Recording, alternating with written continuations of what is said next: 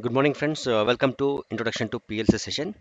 In the last session, we have studied or we have known what an analog input is, and we have also covered some of the examples of analog input devices and how we convert analog input or non-electrical quantity, which is analog in nature, to electrical quantity, and how we feed it to the PLC. Okay. In this session, we will see about analog output. Analog output is the reverse operation of analog input. Here, what happens? Analog value is generated in the PLC using some of digital to analog converter. In the analog input, what we have seen, we have digital analog to digital converter, which will take analog value and it converts to digital value, which a PLC can understand easily. Correct? But now what happens? We have read this analog information from the field. Okay. Now we have to control again the field devices, some actuators which will work on analog value, analog voltage or analog current. So now what happens? We have to generate analog voltage or current. Correct. So now in this lesson we will understand how an analog output will work. Okay. Here you can see we have shown two walls. Okay, this is an wall. I mean, it's an maybe it is an pneumatic wall or hydraulic valve. Correct. So what happens in these valves? We will connect the line pressure to the input port, and its output port is connected to the process. Correct.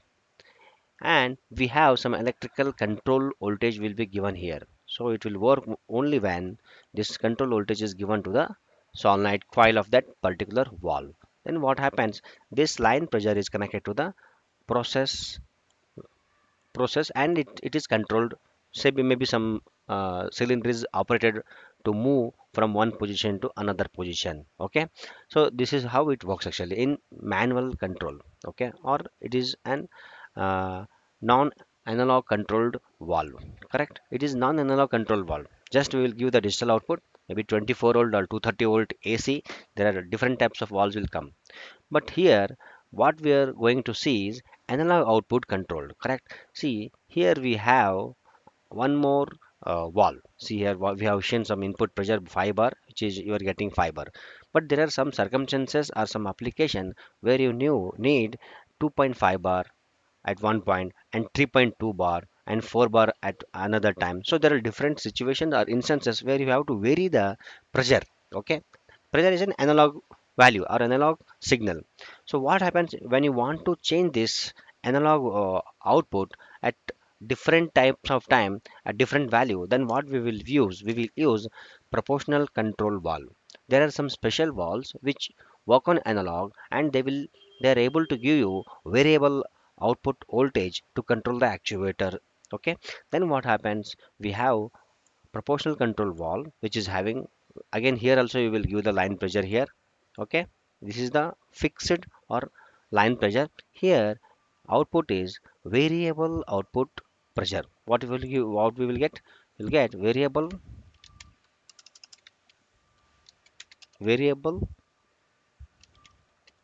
pressure at output port. Correct. See what happens here. I will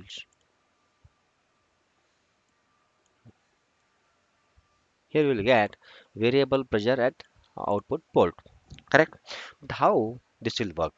So what happens? These are walls and its solenoids are designed in such a way.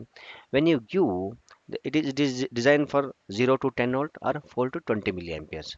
When you give 10 volt to this solenoid coil of this proportional control valve, it will open the its port to 100%. Okay, when it opens 100%, so you can see here this 5 bar pressure whatever is there will reach to the output port, and there is no control. We are controlling, just feeding the whole line pressure to the process.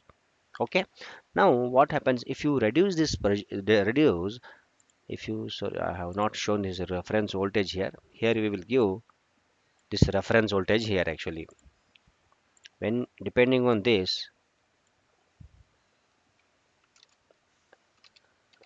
analog analog input, analog input or voltage, you can say voltage from analog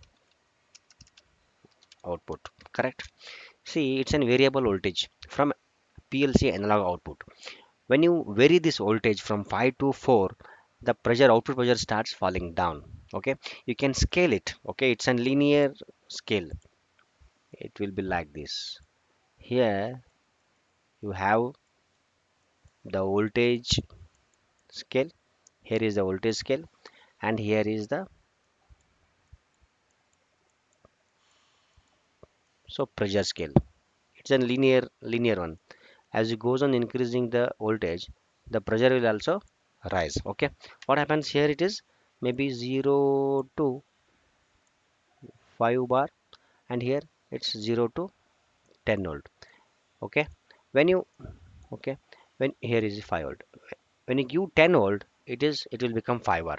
Okay, so if it is 5 volt, means it will become somewhere here 2.5, 2.5 or something like that. Okay, sorry, it will come here somewhere here, and it will be show, it will come as 2.5 bar. So what happens, what we are doing here, we are varying the output voltage, output voltage of for this wall through the analog output model. Okay, we have shown here as a control to control the pneumatic pressure. Now you can see here, see, this is the analog output. Let me tell you,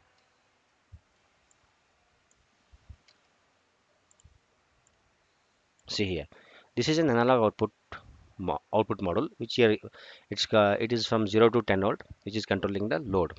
As I shown here, the load, this load may be an pneumatic or the hydraulic valve or some power supply which works from reference voltage, or maybe some VFD.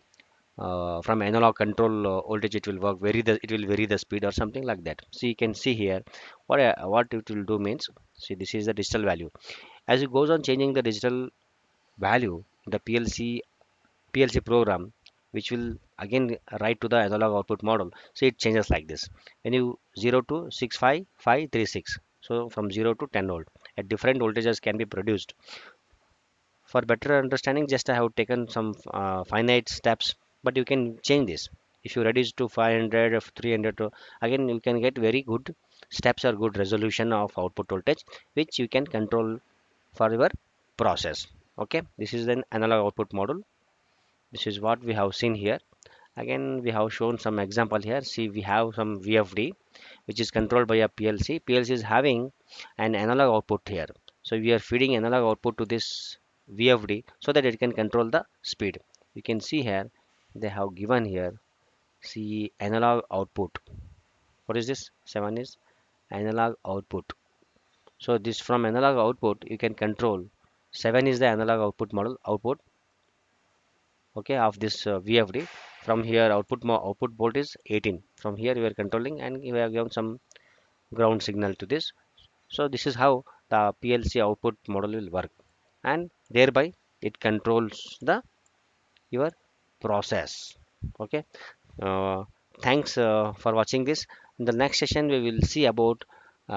Now we have control. Almost we have finished all these basic information, fundamental things like digital input, digital output, analog input, and analog output. In the next session, we will see about different types of PLCs and how they work at differently at different models. Okay. Thank you for watching.